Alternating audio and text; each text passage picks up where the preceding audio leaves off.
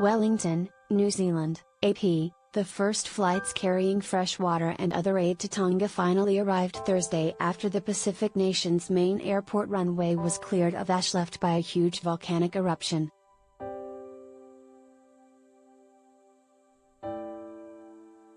New Zealand and Australia each sent military transport planes that were carrying water containers, kits for temporary shelters, generators, hygiene supplies and communications equipment. The Australian plane also had a special sweeper to help keep the runway clear.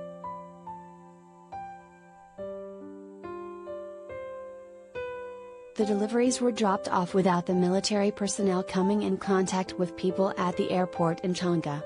That's because Tonga is desperate to make sure foreigners don't bring in the coronavirus. It has not had any outbreaks of COVID-19 and has reported just a single case since the pandemic began.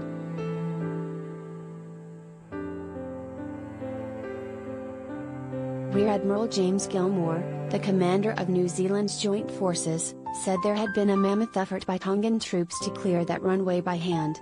And they've achieved that this afternoon.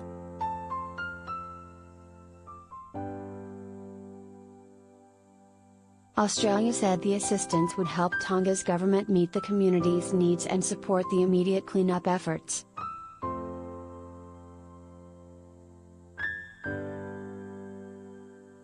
Japan also said it would send emergency relief, including drinking water and equipment for cleaning away volcanic ash. Two C-130 Hercules aircraft and a transport vessel carrying two CH-47 Chinook helicopters would leave possibly Thursday, the Defense Ministry said.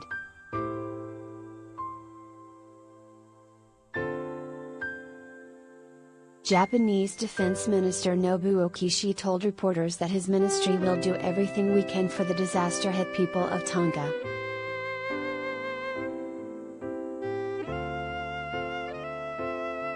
UN humanitarian officials report that about 84,000 people, more than 80% of Tonga's population, have been impacted by the volcano's eruption, UN spokesman Stefan Dujarric said, pointing to 3 deaths, injuries, loss of homes and polluted water.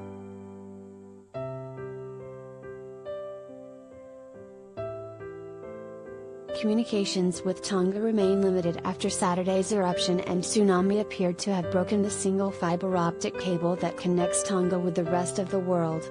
That means most people haven't been able to use the internet or make phone calls abroad, although some local phone networks are still working.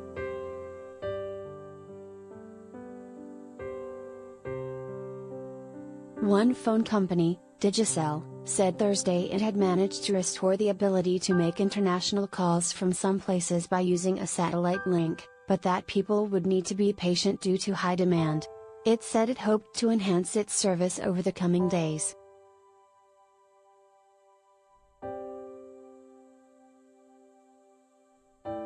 A Navy patrol ship from New Zealand is also expected to arrive later Thursday.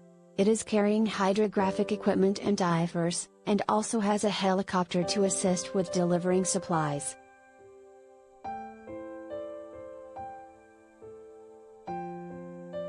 Officials said the ship's first task would be to check shipping channels and the structural integrity of the wharf in the capital, Nuku'alofa, following the eruption and tsunami.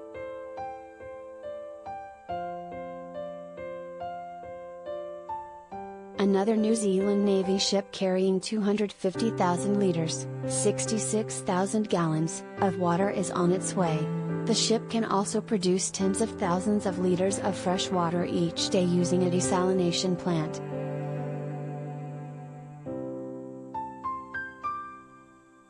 Three of Tonga's smaller islands suffered serious damage from tsunami waves, officials and the Red Cross said.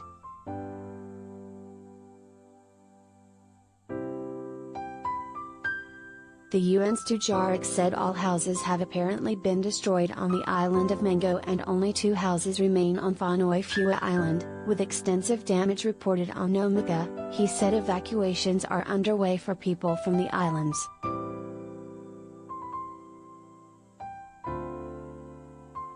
According to Tongan census figures, Mango is home to 36 people, Whānauifua is home to 69 people, and Nomika to 239. The majority of Tongans live on the main island of Tonga Tapu, where about 50 homes were destroyed.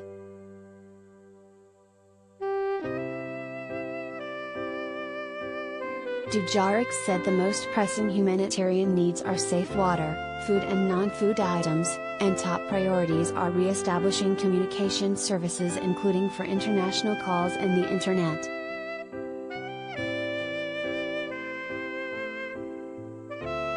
Tonga has so far avoided the widespread devastation that many initially feared.